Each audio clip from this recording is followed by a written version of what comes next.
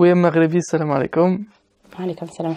Donc, tu es psychologue, clinicienne interculturelle. Tu vas nous expliquer en quoi consiste ce métier.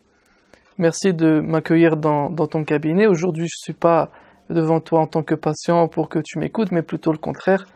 Je vais t'écouter et on va également t'écouter sur ma chaîne YouTube pour que tu nous expliques un petit peu ton parcours personnel, ce qui fait de toi ce que tu es aujourd'hui. Pour moi, il est très important, ce domaine est très important selon moi.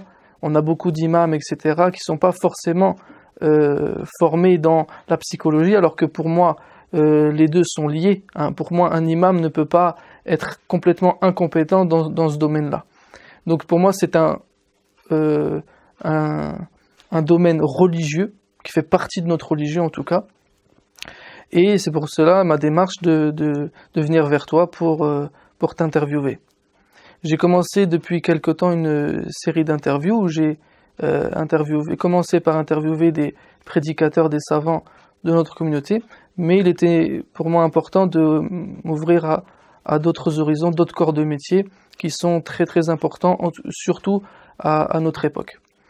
Donc le concept de cette interview, c'est que en prenant comme fil rouge ton parcours personnel, tu relèves les événements qui justement ont vraiment ton cheminement personnel qui t'ont amené à être ce que tu es aujourd'hui, et à la fin tu nous expliqueras tes propositions en ayant fait également un bilan de l'état de la communauté selon toi par rapport à tous ces patients que tu reçois quotidiennement dans ton cabinet, toutes ces pathologies que tu vois qui reviennent le plus, etc. Et en quoi il est nécessaire aujourd'hui que les musulmans s'intéressent à ce domaine qui est pourtant très méconnu, des fois tabou ou rejeté, qui est la psychologie en général.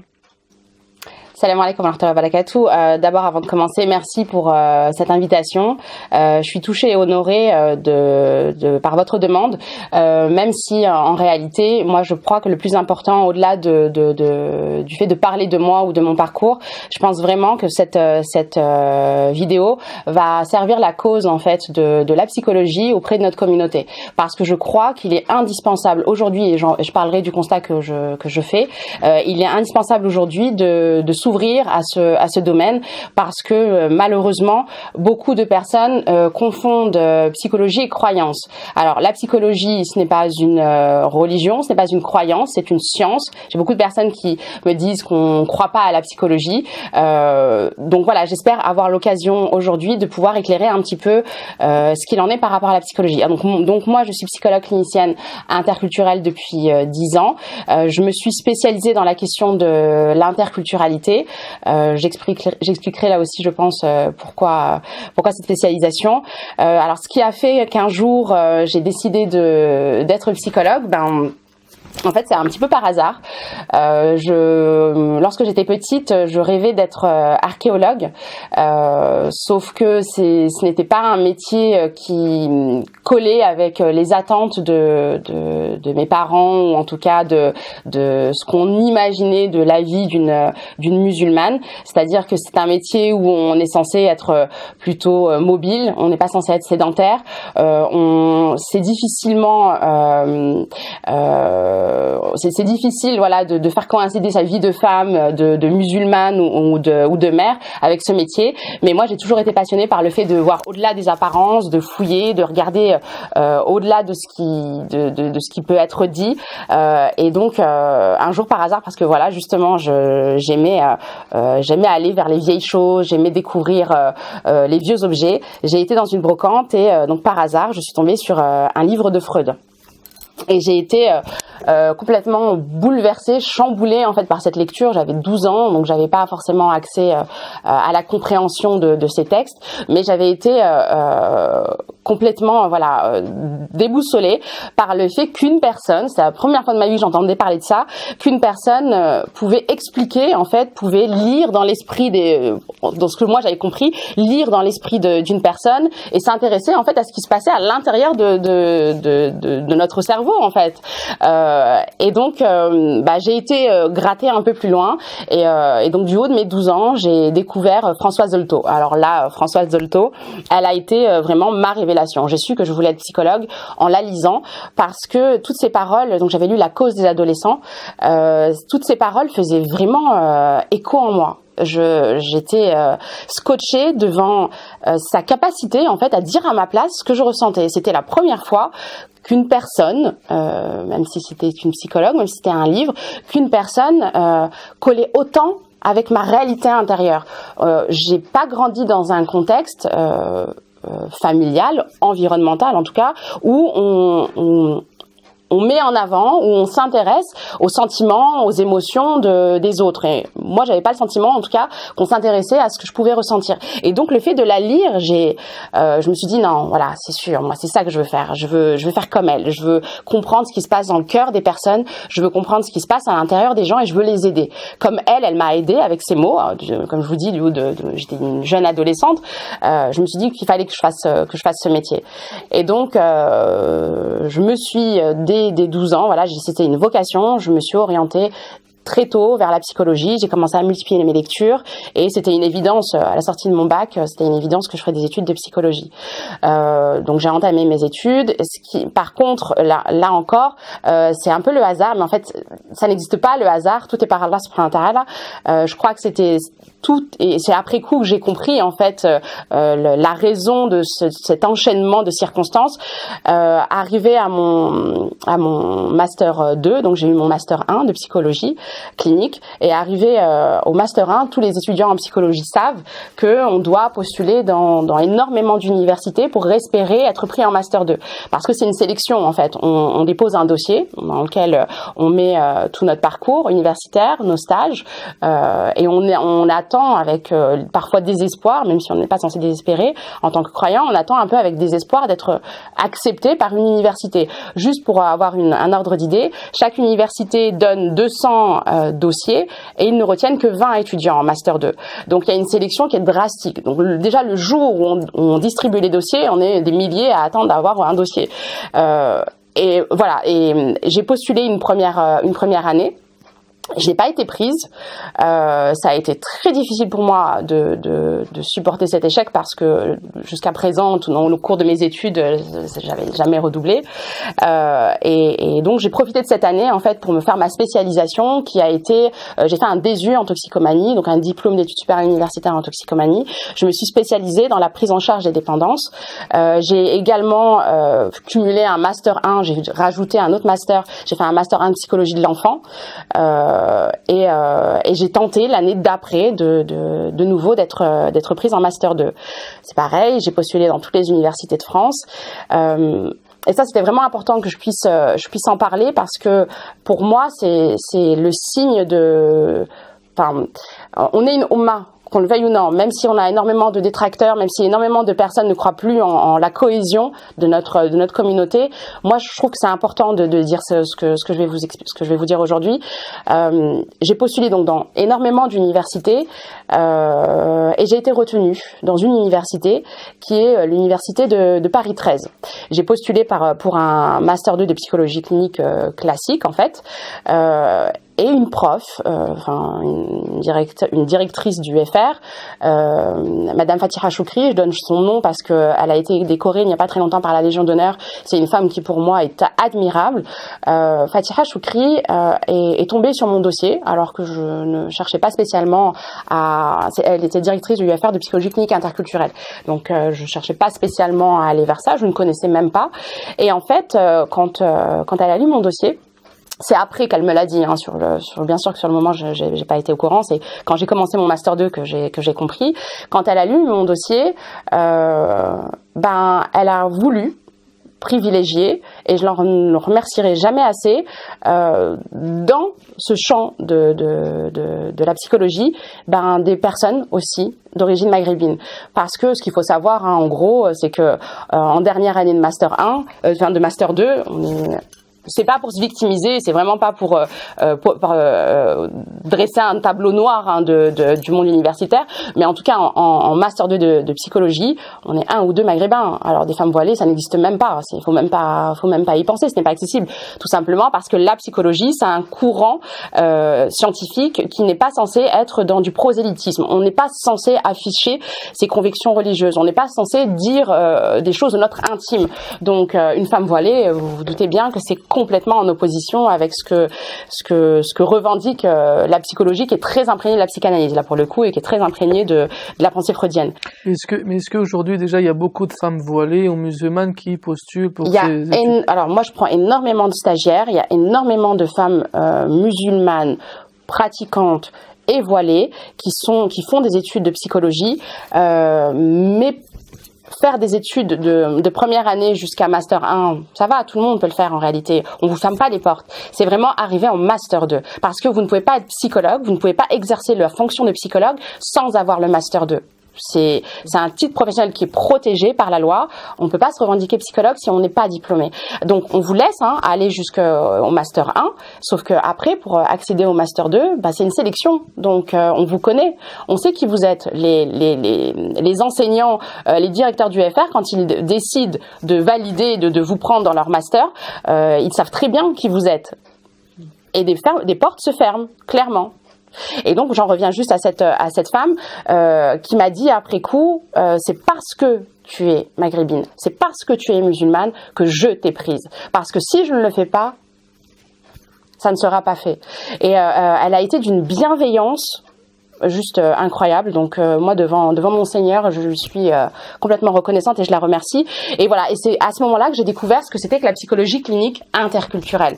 Et c'est pour ça que je vous dis en fait que il n'y a pas de hasard, tout est par là. Je me dis, mais alhamdoulilah qu'il y a plus de 10 ans maintenant en arrière, j'ai fait cette formation et j'ai fait cette spécialisation parce que tout prend son sens en fait aujourd'hui dans l'exercice de ma profession. Donc la psychologie clinique interculturelle, c'est une science qui prend ses bases et ses fondements sur l'anthropologie et l'ethnopsychiatrie. L'ethnopsychiatrie, ethno ça vient du grec qui signifie peuple, donc c'est l'étude des troubles psychiatriques à partir du peuple d'origine. Donc en fait la psychologie clinique interculturelle, elle part du postulat que nos croyances, que nos traditions, que nos rites, nos tabous, le fait qu'on soit un enfant de migrant, et c'est surtout la population que je reçois, qu'on soit un enfant de migrant, qu'on soit en situation d'immigration, tout ça, ça a un impact en fait sur notre identité. Et donc forcément, ça a un impact sur l'expression de notre mal-être. Donc je suis une psychologue clinicienne absolument lambda comme toutes les autres, sauf que je vais avoir vraiment une écoute qui est affinée par rapport aux croyances, aux traditions, etc. de la personne. Au-delà du fait d'être dans de l'intraculturel, au-delà du fait que effectivement la majorité des personnes que je reçois sont maghrébines, africaines ou en tout cas considérées comme étrangères entre guillemets en France, et que donc cette situation en fait d'intraculturel fait que c'est très confortable pour moi et que c'est très confortable pour les personnes qui consultent. C'est très confortable parce que moi ça fait partie de mon ontologique, donc il y a des choses que je n'ai pas besoin de demander. C'est évident pour moi, je connais. Je crois connaître un petit peu, en tout cas, dans mon vécu à moi, dans mon expérience à moi, ce qu'est l'islam, un minimum. Je suis pas, que je le conçois clair, je suis pas une érudite de sciences islamiques, donc je ne suis personne pour prétendre quoi que ce soit par rapport aux faits religieux. Mais voilà, donc je comprends, en tout cas, ce que me disent mes patientes, et elles aussi, elles sont dans une situation qui est confortable parce que le fait de savoir en fait que je sais, que je connais, elles n'ont pas cette crainte que je sois dans les préjugés ou dans les a priori, et le fait de ne pas avoir cette crainte sur le plan psychique, alors je vais pas rentrer dans des concepts très compliqués, mais ça va permettre ce qu'on appelle la levée des résistances, c'est-à-dire qu'elles vont réussir, en tout cas c'est ce que moi je constate en 10 ans d'expérience, elles vont réussir à s'exprimer, à s'ouvrir et à dire des choses de leur intériorité, et c'est ça qui est déterminant dans une psychothérapie, c'est l'alliance thérapeutique qu'on va créer avec son patient. Donc je me revendique entre guillemets psychologue musulmane, même si ça n'a pas de sens en réalité. Je suis psychologue, j'affiche effectivement mes convictions religieuses, mais parce que moi-même j'ai décidé à un moment donné que je ne pouvais pas être une bonne psychologue ou une bonne thérapeute pour mes patientes si je mettais de côté une partie de mon identité. C'est pas possible. Je peux pas aider des personnes qui sont en souffrance et d'un autre côté me brimer, écraser une partie de mon identité. Je suis celle que je suis bien avec mon identité culturelle, mon identité professionnelle, et donc voilà, je dois pouvoir recevoir aussi la souffrance de mes patientes avec ce qu'elles sont, elles aussi dans leur identité. Et donc la psychologie clinique et interculturelle, c'est vraiment une discipline qui, à mon sens, est indispensable. J'invite toutes les étudiantes en psychologie, tous les étudiants en psychologie à vraiment s'intéresser à la question de l'ethnopsychiatrie, de l'anthropologie et de la psychologie clinique interculturelle, parce qu'il faut vraiment avoir cette écoute, il faut vraiment avoir cette spécialisation pour comprendre en fait, vraiment avoir le tenant et les aboutissants de ce qui se passe en consultation. Donc là, en gros, en fait, moi j'aime bien donner cette image.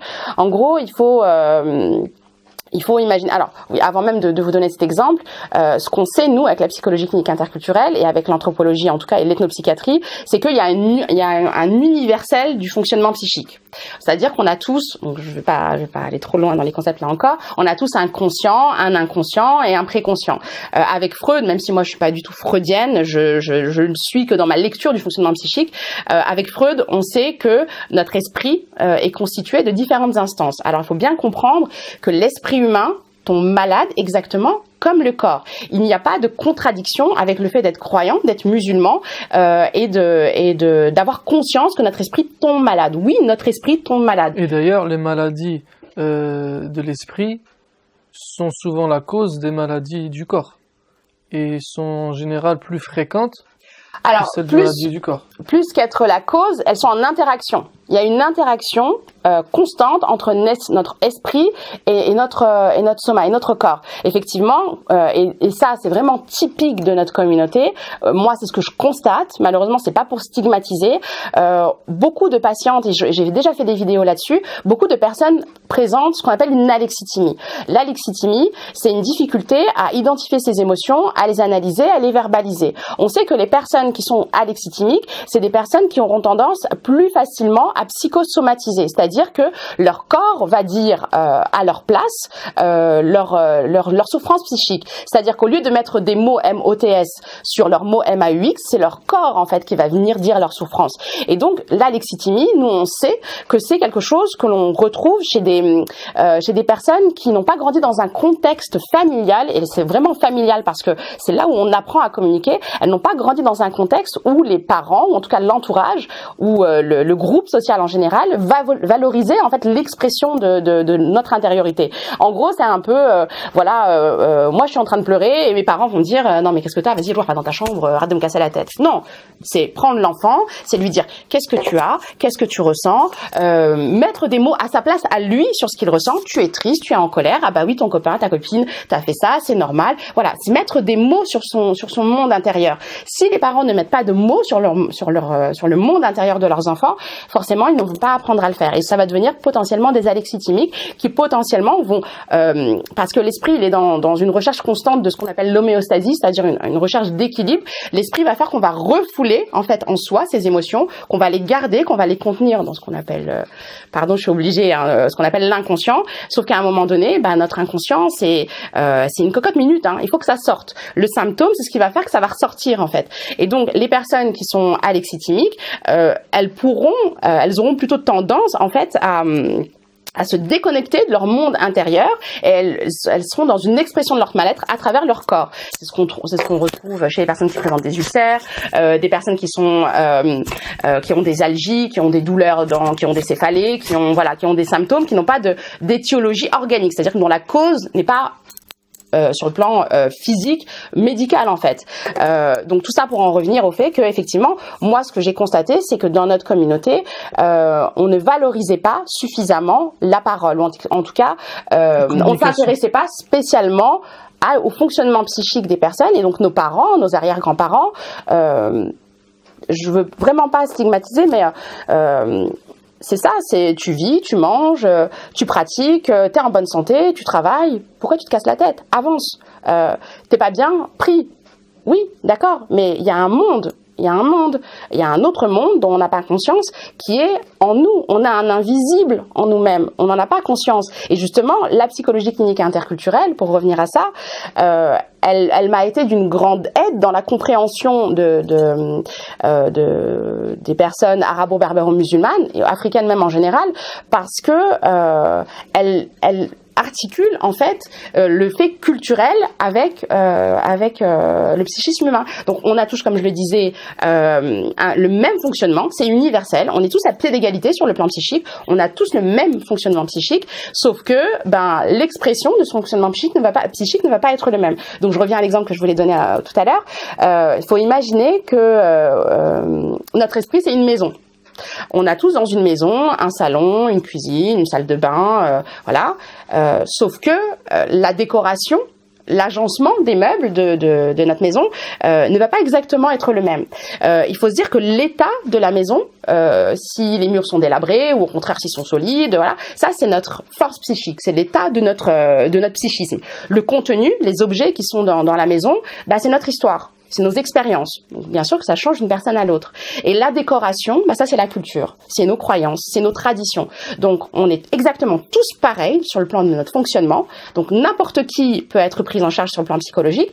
Par contre, n'importe qui ne peut pas être entendu par rapport justement au contenu, à la couleur en fait de son contenu psychique. Et c'est pour ça que moi j'invite vraiment, plus que d'aller vers des psychologues qui s'affichent musulmans, d'aller vraiment vers des psychologues ou des psychiatres qui sont formés à la question de l'ethnopsychiatrie et de l'interculturalité. C'est juste, à mon sens, indispensable. Donc voilà comment j'en suis arrivée à la psychologie clinique interculturelle. Donc ce que tu dis, c'est que finalement, dans la communauté, il y a ou dans nos familles, il y a un manque de communication entre les parents et l'enfant, où on prend peut-être la religion finalement comme un échappatoire, une issue de la facilité pour ne pas parler avec son enfant, essayer de comprendre ses peines, ses peurs, etc. Faire un vrai travail. Alors, plus qu'un échappatoire, moi je crois que c'est pas par mauvaise foi.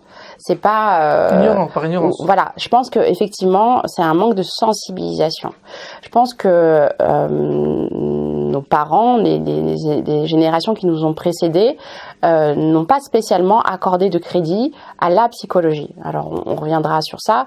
Ils n'ont pas spécialement accordé de crédit ou de valeur à la psychologie et donc à ce qui se passe à l'intérieur de nous, de soi. Il faut vivre. Voilà, t'es triste, c'est pas grave. Lève-toi, marche, avance, tu dois continuer à vivre. On t'impose des choses. Moi, je prends l'exemple de nos mamans, par exemple, qui ont connu de la maltraitance, qui ont connu des violences de la part de leur mari. Ou je pense à nos papas qui, quand ils ont immigré en France, que c'était des travailleurs, qu'ils étaient une main d'œuvre pas chère et facile, qui ont été clairement exploités, utilisés, pas considérés dans leur parfois dans leur statut d'homme. Je pense à toutes ces personnes qui ont pris sur eux, qui ont écrasé leur neuf sans fête pour continuer à vivre. Il faut vivre, on n'a pas le choix. Tu souffres, mais c'est pas grave. Patiente, il n'y a rien qui dure. Sauf qu'en faisant ça, en fait, on refoule en soi des émotions qui, à long terme, sont des cocottes minutes qui finissent par exploser à la figure soit des personnes qui ont vécu tout ça, soit qui vont être transmis de façon transgénérationnelle à nos enfants, à leurs enfants. On est tous porteurs d'une mémoire de nos parents, de nos ancêtres. Parfois, quand il y a des traumas qui n'ont pas été élaborés sur le plan psychique, c'est-à-dire quand nos parents n'ont pas pu verbaliser, dire, exprimer leur souffrance, et ça c'est une théorie, ils vont transmettre de façon inconsciente, de façon transgénérationnelle, les traumas à leurs enfants. Et les enfants vont devenir les symptômes en fait de la souffrance de leurs parents. Donc trop souvent, des personnes de notre communauté ne sont pas penchées sur leur vie intérieure. Et le fait de ne pas se pencher sur sa propre vie intérieure, ça ne permet pas d'être à l'écoute de la vie intérieure de l'autre. C'est pour ça qu'un bon psychologue, ou n'importe quel psychologue, avant de pouvoir être thérapeute, il est censé avoir fait un travail sur lui-même. Il doit avoir fait l'expérience sur lui, de son monde et de sa vie intérieure, de son fonctionnement psychique. Il découvre sur lui, avant de voir sur l'autre, il découvre sur lui, justement, les différents mécanismes que je citais précédemment. Donc, nos parents, s'ils n'ont pas été sensibles à ça, s'ils ne se sont pas occupés s'ils n'ont pas pris soin de leur santé psychique, comment vous voulez qu'ils écoutent la souffrance de leurs enfants? Ils sont là, bien sûr. Nos parents sont bienveillants. C'est pas ce que je suis en train de dire. Ils aiment leurs enfants, mais ils les aiment à leur façon. C'est-à-dire, moi, je me positionne comme nos parents. je le nourris, je le vêtis, je lui donne tout ce qu'il veut, je lui donne une éducation islamique, je prends soin de lui, c'est bon. Qu'est-ce que tu veux de plus? T'es triste, t'es anxieux? Ben, il y a un problème au niveau de ta religion. En fait, c'est un manque de connaissance. Effectivement, c'est un manque d'ignorance. C'est une ignorance, pardon. C'est pas parce que il faut vraiment avoir ça en tête. C'est pas parce que je ne vois pas ce qu'il y a à l'intérieur de mon corps, mes organes. C'est pas parce que je ne sais pas ce qui se passe à l'intérieur de mon corps, comment fonctionne mon cœur, comment circule le sang dans mes veines. C'est pas parce que je n'ai pas cette connaissance de ça qu'il se passe rien. C'est pareil sur le plan psychique. C'est pas parce que je ne suis pas à l'écoute de ma vie intérieure qu'il ne se passe rien en moi et que ça ne s'exprime pas par des symptômes, par une souffrance, par un mal-être. Et donc, juste pour finir avec ça, effectivement, malheureusement, sans trop appuyer là-dessus, nos parents ne se sont pas suffisamment intéressés à ce qu'on ressent, à ce que l'on vit. Vous avez vos parents qui se disputent. Ils sont en train de se chamailler pour une raison quelle qu'elle soit. Vous êtes à côté, vous entendez vos parents crier, vous entendez peut-être même votre mère se faire frapper. Vous avez peur, vous allez ressentir des choses à l'intérieur de vous. Vous allez avoir une réaction neurovégétative, parce que la situation est tellement stressante que vous allez avoir un pic de cortisol. Donc vous allez avoir une réaction neurovégétative liée au stress, c'est-à-dire que vous allez avoir le cœur qui s'accélère, vous allez avoir la tête qui tourne, vous allez avoir les jambes qui tremblent, vous allez avoir une douleur dans la poitrine, vous allez avoir des troubles digestifs. Vous allez sortir de votre chambre, vous allez aller vers votre papa et votre maman. Qu'est-ce qui se passe? Et là, vos parents, parce qu'ils ne sont pas sensibles à l'impact de ce qu'ils sont en train de dire sur vous, vont vous dire non mais va dans ta chambre, ou c'est rien, ou t'inquiète pas, ou t'occupe pas, ou même ils vont vous laisser participer au conflit. Vous allez vous mettre à défendre en fait votre maman et attaquer votre papa. Sauf que tout ça a un impact sur votre psychisme à vous d'enfant. Parce que si vos parents ne vous disent pas non mais là, ce que tu ressens, c'est de la peur, c'est du stress, c'est normal que tu aies eu ton cœur qui s'accélère, c'est normal que tu trembles, c'est normal que tu sois pas bien, parce que ça, c'est dû à ta peur, qui est une émotion. Ben, l'enfant, si le parent ne lui dit pas tout ça, qu'est-ce qu'il va se dire? Il va se dire, bah c'est rien. Si papa et maman me disent que c'est rien, ou si papa et maman ne me parlent même pas de ça, bah c'est rien. Donc moi, tout ce que j'ai ressenti à l'intérieur de moi, bah c'est rien. Je vais pas m'occuper de moi. Et c'est là, et malheureusement, c'est aussi parfois de là c'est de ça qui a souvent l'origine de ce sentiment d'être scindé en deux, d'être étranger face à soi-même. Et là, après, on pourra même parler de la rokia et de la question de la possession. Dès le départ, on n'apprend pas à notre enfant à se connecter avec son monde intérieur et mettre des mots sur son ressenti. Et donc voilà, quand vos parents ne vous disent pas non, et ça j'en profite aussi pour le dire aujourd'hui, non, tu n'as pas à choisir entre papa ou maman, tu n'as pas à défendre ta maman, c'est un conflit entre nous deux, toi tu n'as rien à voir là-dedans, tu as le droit d'aimer ton père et ta mère, tu n'as pas à prendre parti pour l'un ou pour l'autre, là on parle du conflit entre les parents, si le parent ne le fait pas, on va mettre son enfant dans ce qu'on appelle le conflit de loyauté. Le conflit de loyauté, sur le plan psychique, c'est quelque chose qui est destructeur, c'est considéré comme une maltraitance psychique. Si je ne dis pas à mon enfant qu'il a le droit d'aimer ses deux parents, il va obligatoirement s'obliger en fait à prendre position pour l'un ou pour l'autre. Sauf que c'est pas possible. Lui, il aime les deux. Donc le fait de renoncer à l'un de ses parents ou même de devoir dire du mal, suivre l'autre parent, dire du mal de son parent, eh ben ça le fait souffrir. Et ça a une incidence par la suite dans son bon développement, dans la construction de son identité. Ça a une incidence sur les troubles du comportement qu'il pourra développer à l'adolescence et à l'âge adulte. On ne s'en préoccupe pas, on ne s'y intéresse pas, mais heureusement, et ça franchement c'est quelque chose que j'ai vraiment moi identifié ces 2 dernières années, de plus en plus de personnes de 2e, 3e génération de la communauté arabo-arabe musulmane, elle est de plus en plus sensible à la question de la psychologie. On s'intéresse de plus en plus à ça. On se préoccupe beaucoup plus de notre vie intérieure, de notre monde intérieur. Comme moi, j'ai été toute petite fascinée par l'archéologie, par ce qu'il y a derrière. De plus en plus de personnes sont sensibles à ça. Le fait d'être de plus en plus sensible à son monde intérieur forcément, ça a une incidence sur notre comportement au quotidien. Surtout que nous, les enfants de deuxième génération, c'est-à-dire les enfants de migrants, on a tous vécu ça et on le vit tous, ce sentiment d'être scindé en deux. C'est-à-dire, on a ce qui est à l'intérieur, ce qui est dans l'intrafamilial et ce qui est à l'extérieur. On a tous ressenti ça, ce sentiment que je suis quelqu'un quand je suis avec mes parents, dans ma famille, et je suis quelqu'un d'autre quand je suis à l'extérieur. J'ai mes parents, mon contexte familial qui me fait des injonctions, qui me disent ce que je dois être, clairement, et c'est normal, et j'ai l'extérieur qui me dit ce que je dois être et comment je devrais être. Parce que à l'intérieur de ma famille, j'ai une culture, et à l'extérieur, il y a une autre culture.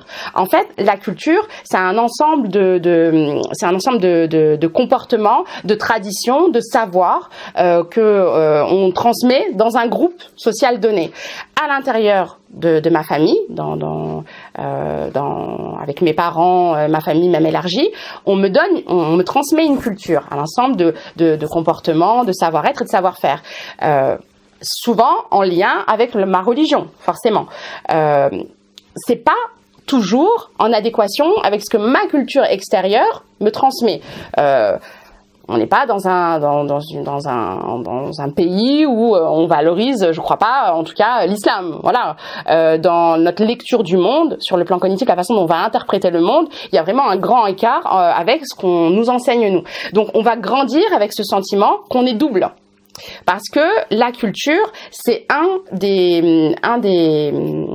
ça fait partie en fait de notre sentiment d'identité. Alors, ce qu'il faut savoir, c'est que l'identité, elle est multiple. On a notre identité culturelle, on a notre identité matérielle, on a notre identité sociale, dans laquelle il y a les amis, les gens qu'on connaît, on a notre identité professionnelle. Toutes ces identités-là, associées ensemble, et ça c'est la théorie d'Erikson, toutes ces identités associées ensemble me donnent un sentiment global d'identité. Moi, au niveau de mon identité culturelle, déjà, je suis double. Je suis un étranger dans mon foyer, parce que mon identité, forcément, c'est pas exactement la même que celle de mes parents.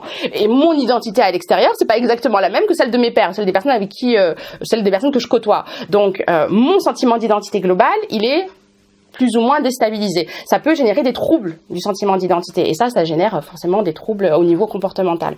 Donc, aujourd'hui, le plus grand des enjeux, en fait, des enfants de migrants, c'est de réussir à faire coïncider toutes ces identités.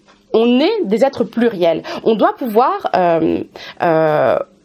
s'enrichir en fait de tous nos contextes, notre famille, notre environnement professionnel, notre environnement social, même s'ils s'opposent, même s'ils divergent, on doit pouvoir assimiler toutes ces identités, se les approprier et se les faire siennes. Et donc, Barakallahu Fik, ça ouvre plein de portes et plein de questions qui viennent. Mais d'ailleurs, Inch'Allah, si Dieu nous le permet et si tu es d'accord, on pourra se revoir avec là du coup une série de questions-réponses parce que ça me donne plein d'idées qui sont liées à l'état aujourd'hui de la communauté et qui peuvent ouvrir des portes vers la compréhension de notre religion. Mais si on doit revenir donc à ce que tu disais tout à l'heure, tu es rentré en Master 2. Pendant ce Master, donc tu rentres, est-ce que tu rentres en stage? Là, tu commences du coup le concret. Là, tu es en face de personnes peut-être en souffrance, etc.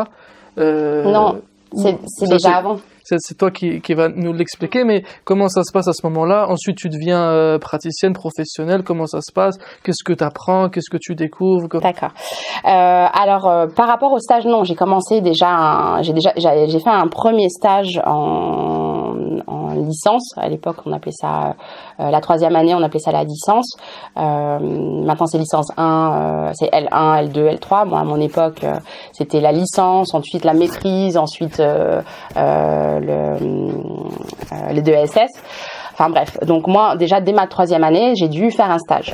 Sauf que très rapidement, j'ai été confrontée à la même difficulté que beaucoup de psychologues en devenir aujourd'hui vivent, qui a été de trouver un stage, d'être prise en stage. Vous pouvez imaginer que il y a plus de 20 ans en arrière, hein, le monde de la psychologie n'était pas forcément, en tout cas, les structures qui accueillent des patients n'étaient pas spécialement disposées à avoir une petite maghrébine là qui débarque comme ça. J'étais pas forcément la bienvenue. Donc j'ai pas trouvé de stage en L3, enfin en licence, pardon. Donc j'ai été faire un stage en Tunisie. Là, c'est mon pays d'origine, le pays d'origine de mes parents, qui m'a accueilli, et qui m'a très bien accueilli d'ailleurs, et qui m'a permis de faire un stage dans un hôpital psychiatrique. Donc moi, mes 3 premières années, enfin 2 premières années et demie, on va dire, j'ai surtout reçu de la théorie. On m'a dit en gros ce que c'était qu'une névrose, une psychose. J'ai passé en revue tous les troubles psychiatriques. Voilà, donc j'avais une vision très propre en fait, entre guillemets, de la maladie mentale. Et donc là, je suis arrivée dans cet hôpital et ça a été une grosse claque. Il y a pas beaucoup je pense pas que beaucoup de psychologues ont fait leur rentrée en la matière de cette façon-là. Je suis arrivée dans un hôpital psychiatrique qui a peu de moyens, en tout cas où les moyens sont à mon sens pas suffisants. Peut-être que ça a changé depuis, mais en tout cas moi à mon époque les moyens n'étaient pas suffisants. C'est-à-dire qu'ils n'étaient pas dans ce qu'on appelle des camisoles chimiques, ils n'étaient pas drogués avec des psychotropes, surtout les patients qui étaient délirants, parce que ça a un coût et que c'est aux familles en fait d'acheter les médicaments et de les amener à leurs proches pour que les médicaments soient administrés aux patients. Et les infirmières sur place donnent le traitement, mais c'est pas pris en charge par l'État. C'est chacun qui doit apporter son traitement. Et donc forcément, la prise en charge, elle était absolument pas égale.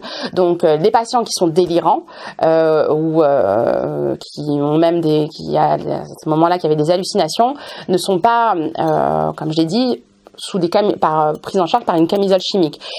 Donc ils étaient attachés. Voilà. Donc moi, la première fois où je suis arrivée dans un hôpital psychiatrique, la première vision que j'ai eue, c'est des personnes absolument pas, dénudées, attachées avec des tissus, délirantes, qui avaient des crises d'hallucination, agressives, violentes.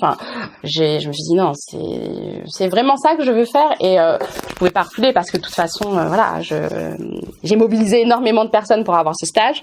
Donc j'y suis allée. Ça a été une grosse claque. Ça a été une grosse claque parce que je me suis rendu compte à ce moment-là à quel point ce qu'on nous apprend en fait dans les livres ne colle pas avec la réalité. J'ai très vite compris en fait que c'était à moi de me faire ma propre idée par rapport, en fonction des personnes que j'ai en face de moi. D'ailleurs, c'est ce que je fais aujourd'hui. J'ai ma théorie, mais ma théorie, clairement, dans ma pratique, elle me sert de lecture, mais dans ce que je fais au quotidien avec mes patients, je fais ce que je veux dans mon cabinet. J'adapte ma pratique aux patients que j'ai en face de moi. Et j'ai tout intérêt, et on peut pas être un bon clinicien si ce n'est pas ce qu'on fait, si on n'est pas dans cette démarche-là. Parce que le psychologue clinicien, et j'insiste là-dessus, et j'espère que des étudiantes en psychologie vont l'entendre, le psychologue clinicien, c'est dans le sens originel du terme, c'est celui qui est au chevet du malade, c'est celui qui est au lit du patient. Ça veut dire quoi? Ça veut dire que en tant que psychologue, moi je suis là où mes patients souffrent, je vais là où ils sont mal. Je ne suis pas dans une position d'ascendant avec ma théorie, je sais, voilà, donc vous avez tel problème, voilà comment vous devez faire, merci, au revoir. Non, le psychologue clinicien, c'est celui qui est avec le patient, qui suit son rythme, son évolution et qui l'aide de tous les moyens qui sont à sa disposition. On a énormément de types de psychothérapie et en fonction de la patiente, du patient qu'on a en face de soi, on va adapter en fait notre psychothérapie. Pourquoi je vous dis ça? Parce que en fait, quand moi j'ai débuté mes études de psychologie, voilà, je pensais que j'allais être une analyste. Je confondais psychologie et psychanalyse. Je pensais que j'allais être une analyste où j'allais, voilà, être derrière mon bureau, tout propre, avec des patients tout beaux, tout propres, qui m'exposent leurs symptômes et voilà. Absolument pas. Là, ça a été une claque. Et là, je me suis rendu compte qu'en fait, non, le psychologue, il est pas derrière son bureau. Il est à côté de ces patients qui sont effectivement délirants, qui sont pas forcément sympathiques, qui sont pas forcément propres, qui sont pas et parfois qui ont des délires en plus. Et ça, ce qui m'a servi pour ma pratique d'aujourd'hui, qui vont avoir des délires, ce qu'on appelle des délires paranoïaque de persécution de type mystique, c'est-à-dire c'est des délires où le patient vous dit, et clairement moi c'est ce que j'ai vu, vous dit je suis Issa, je suis un prophète, c'est la fin du monde, ils vous disent des choses, enfin moi à ce moment-là qui était pas du tout dans une pratique religieuse comme aujourd'hui, je me disais oh là là, qu'est-ce qui se passe, pour moi c'est ça relevait du cinéma en fait. Et là c'est de la prise de conscience que j'ai eue, c'est de me dire ok, il y a la théorie, il y a ce qu'on nous enseigne, moi il faut que je prenne c'était tout ça, il faut que je le digère, il faut que j'en fasse quelque chose qui m'est propre, qui m'appartient à moi, parce que il y a autant de bons psychologues qu'il y a autant de personnes en fait. Je travaille avec celle que je suis. Le clinicien, c'est celui qui travaille avec celui qu'il est, avec son histoire, avec son vécu, avec son expérience, et qui à partir de son vécu, de son histoire, de son expérience et de sa théorie accompagne la personne en souffrance. Si moi, ma patiente, elle se sent pas à l'aise avec moi, si elle me voit que comme la psy, si elle me voit pas comme celle qui est comme elle en fait, elle pourra pas s'ouvrir à moi et je ne pourrai pas l'accompagner. Et donc voilà, ça a été mon premier stage qui a été hyper enrichissant parce que alors, pour le coup, ça a été extrêmement formateur. Mais en fait, dans tous les stages que j'ai pu faire, j'ai toujours voulu aller vers ceux qui souffrent. Et ceux qui souffrent, et c'est après coup que je le réalise, ceux qui souffrent et qui sont dans mon intraculturel. C'était pas volontaire. Est-ce que c'est parce que les autres structures me fermaient la porte? Je sais pas. Mais en tout cas, quoi qu'il en soit, les stages que j'ai pu faire, la façon dont j'ai pu commencer à affiner ma compréhension de la psychologie et même ce qui a été à l'origine de ma pratique aujourd'hui, c'était avec des personnes de ma culture. J'ai fait un stage dans un hôpital également, à l'hôpital Rothschild. Et alors là, ce stage, il était juste hallucinant parce que ça a été l'origine en fait d'une révolte qui est née en moi. Où là, je me suis dit non, c'est juste pas possible. En fait, on m'a interdit clairement de parler arabe. On m'a clairement interdit d'avoir recours aux religieux. Quand j'avais des personnes, donc c'est des personnes âgées, j'ai fait un stage en neuro-orthopédie, quand j'avais des patients d'origine maghrébine, qui parlaient le marocain, tunisien, algérien, peu importe, et qui arrivaient plus facilement, et c'est normal, surtout nos parents qui ne maîtrisent pas spécialement la langue, quand ils avaient envie, comme ça, moi j'allais à côté d'eux dans leur chambre, quand ils avaient envie de me raconter leur histoire, leur vie, un besoin intense de verbalisation, un besoin intense de catharsis, c'est-à-dire de se libérer en fait de tout ce qu'ils ont pu enfouir en eux, j'avais des réflexions tu parles avec eux en français, tu es une psychologue, t'as pas à parler avec eux en arabe. Mais pourquoi en fait? Pourquoi j'ai pas le droit de parler avec eux en arabe? Pourquoi quand c'est leur langue maternelle, quand c'est leur langue d'origine, c'est ce qu'ils ont de plus archaïque en eux? C'est pas à eux de faire cet effort pour se faire comprendre, c'est à moi de faire l'effort pour les comprendre, c'est à moi de me mettre auprès d'eux et de les amener à me dire, à les faciliter dans l'expression de leur intériorité. Et puis, je n'avais pas le droit, bien sûr, de parler de religion. Une fois, je me souviens très bien que j'avais dit, je sais plus, un patient me disait quelque chose, je lui disais, alhamdulillah. C'était votre épreuve, alhamdulillah. Ma psychologue référente n'a pas du tout apprécié. Non, mais tu comprends, voilà, on est censé être neutre. Mais pourquoi? Alors, moi, je fais pas de prosélytisme. Je suis pas là pour inciter qui que ce soit à avoir une pratique quelle qu'elle soit. C'est pas mon rôle, c'est pas mon métier. Mais pourquoi je vais m'empêcher, en fait, de lui donner un outil, un moyen, qu'elle connaît, qu'elle apprécie, en qu'elle elle croit? Pourquoi je vais m'empêcher de lui donner ce moyen d'aller mieux? Pourquoi je vais l'empêcher d'avoir recours aux religieux? Ça fait partie d'elle, ça fait partie de ses croyances, ça fait partie du secours qu'elle a en elle. Pourquoi je m'empêche en fait d'avoir recours à ça? Donc voilà, ça a été un stage qui m'a qui m'avait vraiment révoltée seulement par rapport à ça. Et donc je me suis promis à ce moment-là que non, je resterai pas dans ma théorie, que non, je ne serai pas dans une position d'ascendant, que oui, je prends le patient là où il en est, dans sa souffrance, que oui, j'utilise sa langue, que oui, je l'accompagne là où il souffre, j'accompagne mes patients dans leur cas. Et alors, j'ai aucun problème avec ça. Je suis une clinicienne, je suis pas une psychanalyste. Je fais pas de psychothérapie d'inspiration analytique. Donc, je vais pas laisser mes patientes me parler. Je les écoute et merci, au revoir. C'est pas comme ça que je vois mon métier. C'est pas ce que je suis, moi. que ça plaise ou pas. En tout cas, c'est pas ce que je suis. Donc, je me gêne pas pour donner des conseils. Je me gêne pas pour donner des moyens, de donner des outils, que ce soit des lectures, que ce soit des exercices, que ce soit des choses auxquelles ils vont pouvoir avoir recours pour aller mieux. Et d'ailleurs, et c'est indispensable, même pour notre patientèle, les personnes de notre communauté, parce que comme on a un héritage en fait qui ne porte pas trop culturel, qui ne porte pas trop de crédit à la psychologie, hein, on n'y croit pas alors que c'est une science. La psychologie c'est Freud alors qu'en réalité absolument pas. La psychologie limite c'est haram. Moi on m'a clairement dit que c'est une science de mécréants. La psychologie c'est n'importe quoi, si t'as la religion ça te suffit. Comme notre communauté, elle n'est pas très ouverte, en tout cas de façon archaïque à la question de la psychologie, elle est très demandeuse de solutions rapides, de solutions concrètes. Moi, j'ai des patientes qui viennent me voir et qui me disent je guéris dans combien de temps? Elles viennent avec ce qu'on appelle un TAG, un trouble anxieux généralisé, donc une anxiété massive avec des obsessions. Les obsessions, c'est des pensées intrusives qui viennent et qui font suite à une anxiété. Donc, je suis très anxieuse, je vais avoir des pensées qui vont venir et qui vont me parasiter et qui vont me rendre encore plus anxieuse. Par exemple, t'es nul, t'es pas un bon musulman, tu vas aller en enfer. De toute façon, la prière, elle vaut rien. De toute façon, t'es pas une bonne fille ou une bonne épouse. De toute façon, t'es une moins que rien. Voilà, c'est des pensées qui viennent comme ça et qui vont faire encore plus souffrir la patiente. Mais à la base, elle est déjà anxieuse. Mais l'obsession, c'est vraiment une pensée qui vient et qui va générer un comportement. C'est-à-dire, pour faire baisser cette pensée, elle va se mettre à faire des choses en fait pour faire disparaître la pensée. Par exemple, t'es sale, elle va aller se laver. Voilà. Mais la pensée t'es sale, elle vient d'une anxiété. Petite parenthèse, ça n'a rien à voir avec les West-West. Les West-West, c'est des pensées qui ont pour objectif, qui viennent du shaitan, qui ont pour objectif de vous faire commettre des péchés.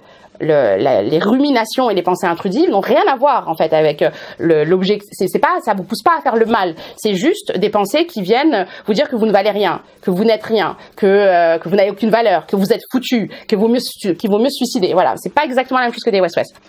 Bref, tout ça pour en revenir au fait que moi, ce que j'ai pu constater dans ma pratique, c'est que il y a une urgence. Quand les personnes se résignent entre guillemets en dernier recours à aller vers un psychologue, quand ils sont devant moi, quand ils sont devant mes collègues, ils veulent tout de suite des solutions. Ok, qu'est-ce que je dois faire? Dites-moi concrètement. Et donc, si moi je restais dans ma position de psychanalyste, que je ne suis pas, je serais absolument pas thérapeutique pour eux. C'est au psychologue de s'adapter à la population qu'il a en face de lui. Et ça, c'est mes études qui me l'ont appris, mais c'est aussi mes stages, c'est aussi tous les stages que j'ai pu faire. Alors, il faut revenir déjà à la base, ce que je disais en tout début.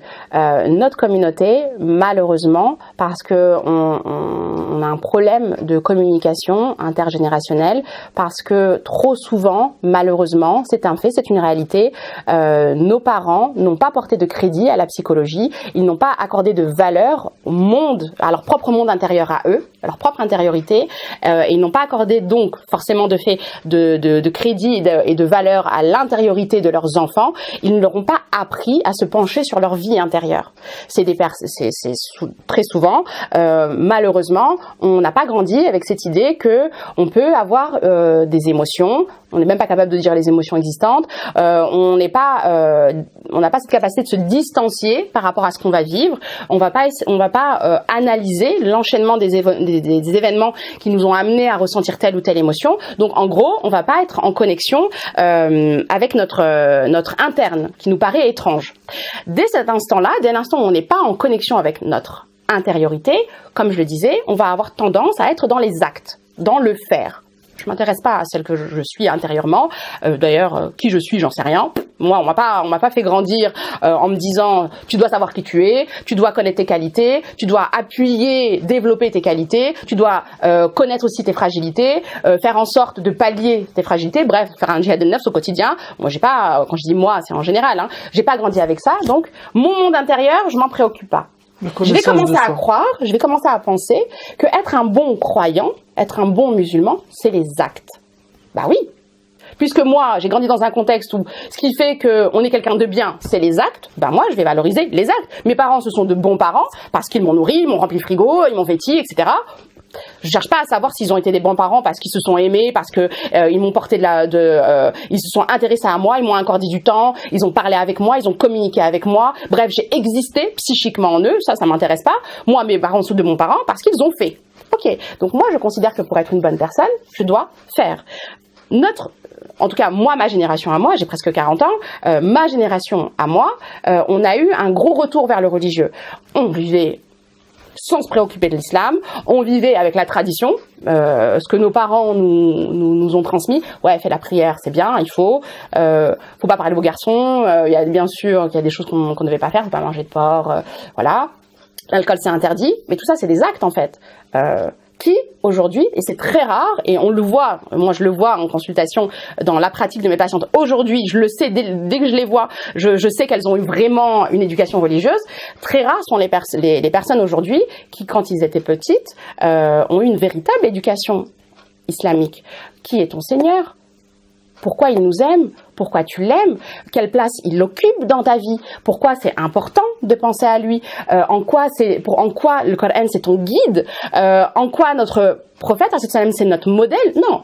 Insister sur le sens. Sur le sens, qu'on appelle aussi la spiritualité. Nous, on a surinvesti la religiosité, le comportement, les actes. Dès l'instant où on surinvestit les actes, on se préoccupe pas de notre monde intérieur. Donc moi, quand je vais commencer à souffrir, quand je vais avoir une anxiété, quand je vais aller mal, quand je vais avoir une phobie, quand je vais avoir des blocages dans ma vie, je m'en fous de mon intériorité. Ça m'intéresse pas.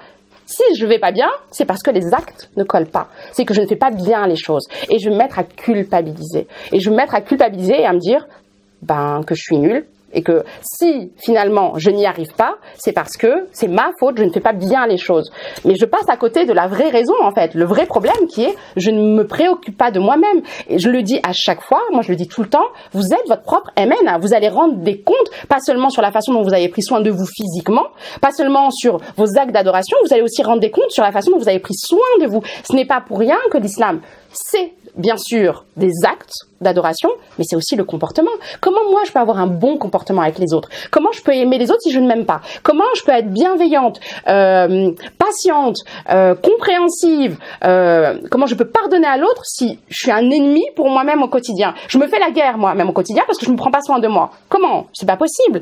On est dans une obligation de soin vis-à-vis de soi. Et la psychologie, elle est absolument pas en contradiction avec l'islam. Au contraire, moi, plus j'avance dans ma pratique, plus j'avance dans mes lectures, lorsque j'ai des conférences, ou voilà, que je cherche à fouiller un petit peu, je me rends compte, en fait, subhanallah, toutes les recherches vont dans le sens de ce que notre Seigneur nous a enseigné, dans le Coran ou dans la Sunna, par le biais de la parole de notre prophète sallallahu alayhi wa sallam. Il y a absolument aucune contradiction entre les deux. Et tout ça pour dire que, oui, malheureusement, aujourd'hui, il y a des personnes, parce que ça sert leur intérêt, et c'est ce que je dénonce moi par exemple dans la Ruqya Business, ou maintenant il y a d'autres formes de thérapie aussi où des personnes tirent leur profit sur le plan économique, tout ce qui est les nouvelles thérapies de hijama et autres, ça sert l'intérêt de certaines personnes de vous laisser penser que si vous n'allez pas bien, c'est votre faute. Vous n'avez qu'à faire. Non, notre Seigneur, il est trop miséricordieux.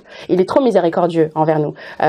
Il n'attend pas de nous juste qu'on soit dans les actes d'adoration. Il attend aussi, et c'est ma compréhension à moi, il attend aussi à ce que on se connaisse et qu'on l'aime et qu'on le connaisse lui aussi. Une épreuve, c'est pas juste. Et moi, je le dis à chaque fois, une épreuve, ce n'est pas juste, elle n'a pas juste pour seule fonction de vous amener à vous réformer sur le plan de votre religiosité. Par exemple, je sais pas moi, vous perdez votre travail, vous n'avez plus d'argent, et là, d'un coup, vous réalisez dans votre épreuve que vous avez été,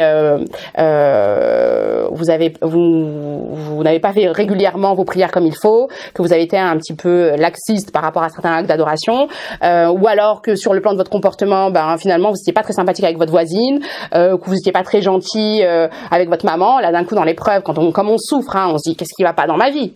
On ne dit pas qu'est-ce qui va pas en moi, qu'est-ce qui va pas dans ma vie, qu'est-ce que j'ai mal fait. Donc, ma pratique religieuse, je vais essayer de m'améliorer. Mon comportement avec les autres, ok, je vais m'améliorer. Mais pas seulement.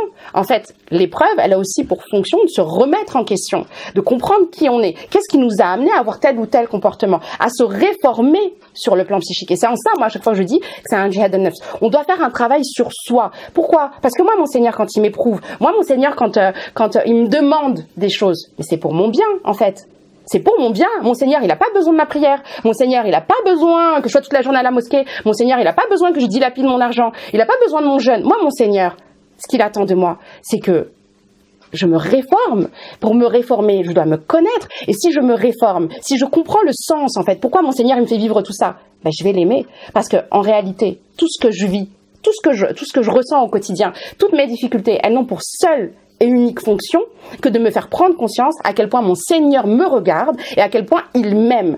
Toutes mes douleurs, c'est parce que mon Seigneur m'aime. Dès l'instant où j'ai pris conscience de ça, dès l'instant où j'ai compris qu'en fait, dans ma douleur, subhanallah, il veut mon bien, eh ben, je vais accepter ma douleur, je vais même l'aimer et je vais changer. Ce qu'on appelle la résilience en psychologie. C'est quand on se sert d'une épreuve, qu'on en tire une leçon et qu'on remercie cette épreuve parce qu'elle nous permet d'être autre, d'être meilleur. Et c'est ça l'objectif d'une épreuve. Mais si moi je suis pas dans une spiritualité, si moi je me pose pas des questions sur moi-même, si moi je comprends rien à celle que je suis, comment je vais accéder à ce sens-là? Comment je vais comprendre que mon Seigneur, il n'attend rien de moi d'autre que le fait de l'aimer?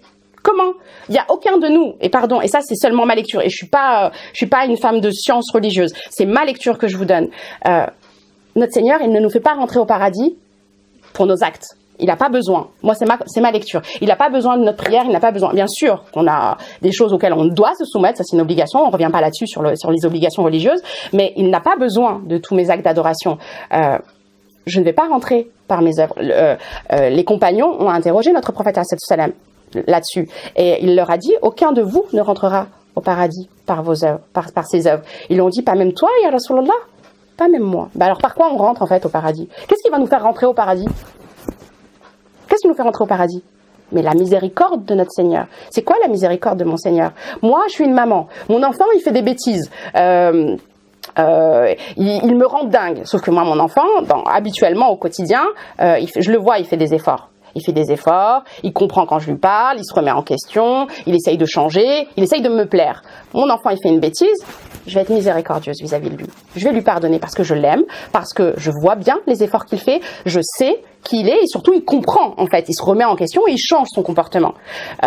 Mon Seigneur, il est beaucoup plus miséricordieux envers nous qu'une mère l'est envers son enfant. Donc, si je n'ai pas compris qu'en fait, mon Seigneur, ce qu'il attend de moi, c'est que je l'aime, et que donc il m'aime, j'ai rien compris en fait au sens de mes épreuves. Sauf que moi je peux pas comprendre que mon Seigneur m'aime quand je suis juste dans ah ouais mais non je comprends pas, je fais mes prières, je comprends pas, j'ai fait 40 ruqyas, ça va pas mieux, je comprends pas. Oui mais en fait peut-être que le sens il est autre, peut-être que le sens il n'est pas dans ce que tu fais, mais dans le sens que tu mets dans ce que tu fais. Et malheureusement, si on n'est pas dans une intériorité, si on n'est pas dans une introspection, si on n'est pas dans une écoute de son monde intérieur, on passe à côté de ça. La psychologie, elle est vraiment au service de la religion parce que elle permet vraiment, à mon sens, à tout à chacun de s'élever. De s'élever sur le plan spirituel. Pas par des concepts ou par des théories, mais simplement par le fait de se dire, ok, je me pose 2 minutes, je m'écoute. Moi, j'ai combien de patientes qui me disent, je leur dis, mais vous parlez à votre Seigneur, vous vous plaignez, vous lui dites que vous êtes en souffrance, vous lui dites que vous n'êtes pas satisfaite. Ben non, je peux pas. Mais pourquoi? Et pourquoi? C'est celui qui est censé être le plus proche de vous. C'est celui dont vous êtes censé être la plus proche. Mais dites-lui votre ressenti, dites-lui vos émotions, dites-lui ce que vous vivez, dites-lui vos difficultés. C'est à partir de là que vous pourrez demander des choses. Mais si vous n'êtes absolument pas dans la connaissance même de ce que vous vivez, si vous n'arrivez même pas à mettre des mots sur ce que vous ressentez, comment vous voulez vous tourner vers votre Seigneur et lui dire « Ya Allah, je souffre ».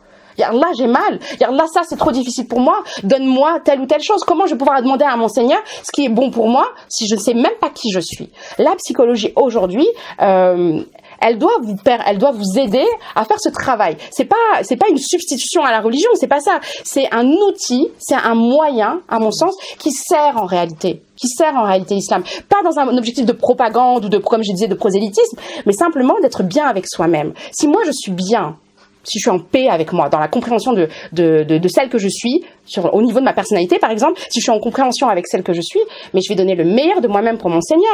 Allah subhanahu wa ta'ala, il nous a donné des milliers de facilités pour accéder à lui. On a des milliers de façons en réalité dans ma compréhension, d'entrer au paradis. Il y a le jeûne, il y a la prière, il y a les bonnes actions. Alors les bonnes actions, il y a une infinité de bonnes actions qu'on peut mettre en place. Notre Seigneur, il attend de nous qu'on soit juste le parfait nous-mêmes. Il attend de nous qu'on soit juste dans un travail sur soi pour donner le meilleur de nous-mêmes. Si moi je sais pas qui je suis, ma personnalité, on a tous une personnalité. Hein. Alors, selon la communauté scientifique, il existe 12 types de personnalités. Ces 12 types de personnalités, elles se constituent à partir de 3 choses qui se combinent ensemble et qui donc donnent 12 personnalités. La personnalité, elle est constituée de ce qu'on appelle notre cognition, notre affectivité et notre sociabilité. Notre cognition, c'est le sens qu'on met à nos événements de vie. C'est ce qu'on comprend en fait de nos événements. C'est ce que je comprends de mes épreuves, ce que je comprends des personnes que je rencontre. Mon affectivité, c'est la façon dont je ressens mes émotions, c'est la façon dont je ressens des émotions par rapport à un événement donné. Est-ce que je suis une hypersensible, une colérique, voilà. Et ma sociabilité, c'est ma façon de gérer mes relations interpersonnelles. Ces 3 choses combinées vont donner un type de personnalité. C'est une réalité, on a tous une personnalité. Dès l'instant où moi je sais quelle est ma personnalité, dès l'instant où je sais comment je suis dans ma lecture du monde, dès l'instant où je sais comment je suis dans mes réactions émotionnelles par rapport à ce monde, dès l'instant où je sais comment je me comporte avec les gens, une fois que j'ai compris qui je suis, je vais essayer de donner le meilleur de moi-même. Je vais essayer de dépasser certaines de mes faiblesses. Et à partir de ça, je vais m'appuyer sur mes forces pour donner le meilleur de moi-même. Par exemple, une personne qui a, une personnalité état limite, par exemple, ce sont des personnes qui, sur le plan cognitif, vont être très extrêmes dans leur compréhension du monde. Elles n'arrivent pas à être dans le juste milieu. Elles vont être dans les excès. Dès l'instant où moi, je sais que je suis une état limite, je sais que même dans ma compréhension du religieux, dans ma compréhension de mes événements de vie, j'aurais tendance à être excessive. Je le sais. Donc, moi, je sais que ma religion, elle m'appelle au juste milieu. Donc, je vais faire un travail sur moi pour essayer d'anticiper certains de mes comportements, certaines de mes réactions qui vont me mettre en défaut par rapport aux autres, par rapport à moi-même. C'est-à-dire que je vais avoir des comportements qui sont source de souffrance pour moi et pour les autres. Sur le plan affectif, on sait que les personnalités état limite sont des personnes qui aiment intensément. Quand elles sont en colère, elles le sont de façon excessive, mais quand elles aiment intensément. Donc, moi, par exemple, on va dire que je suis une état limite, je sais ça, on m'a appris ça, que je suis une état limite, je sais que ma personnalité va me prédisposer à aller vers l'aide, le soutien, le conseil. Je vais savoir que avec cette personnalité, moi, une de mes forces, ça va être l'humanitaire ou ça va être le secours de ceux qui souffrent. Je vais pas me culpabiliser parce que je passe pas mes nuits en Qiyam al-Layl. Je vais pas me culpabiliser parce que je connais pas le Coran par cœur. Je sais que moi, mon Seigneur, dans ce qu'il a mis en moi, j'ai une force qui est celle-là. D'autres n'ont pas cette force-là. Donc, je vais, à partir de ce que je suis, je vais accepter celle que je suis, je vais essayer de donner le meilleur de moi-même pour plaire à mon Seigneur. Et aussi pour être en adéquation avec moi-même. Parce qu'en réalité, quand je fais des choses pour mon Seigneur, obligatoirement, ça a un impact positif pour moi-même. En fait, quand je comprends réellement qui je suis et ce que notre Seigneur attend de nous, on est dans une homéostasie psychique, on est dans une paix du cœur. C'est d'ailleurs une des raisons pour laquelle moi je souhaite à chaque fois à chacune de mes patientes et de mes patients, je leur souhaite la paix du cœur. Parce qu'en réalité, pour moi, c'est ça le bonheur. Et peut-être que je finirai avec ça. Pour moi, le paradis, c'est pas les palais, c'est pas les jardins, c'est pas ce que on sait nous du paradis. Pour moi, le paradis, c'est qu'il n'y ait plus de conflits psychiques, c'est qu'on soit tous dans une béatitude où il n'y a plus de stress, où il n'y a plus d'anxiété, où il n'y a plus d'inquiétude par rapport à qui on est, par rapport à qui sont les autres. Pour moi, le paradis, c'est juste de l'amour. C'est juste un bien-être constant où on n'est plus dans une réflexion et on est juste bien. Et le plus grand des biens, c'est justement la vision de notre Seigneur. C'est à ce moment-là où on sera en fusion avec la vision de notre Seigneur. Pour moi, c'est ça le paradis.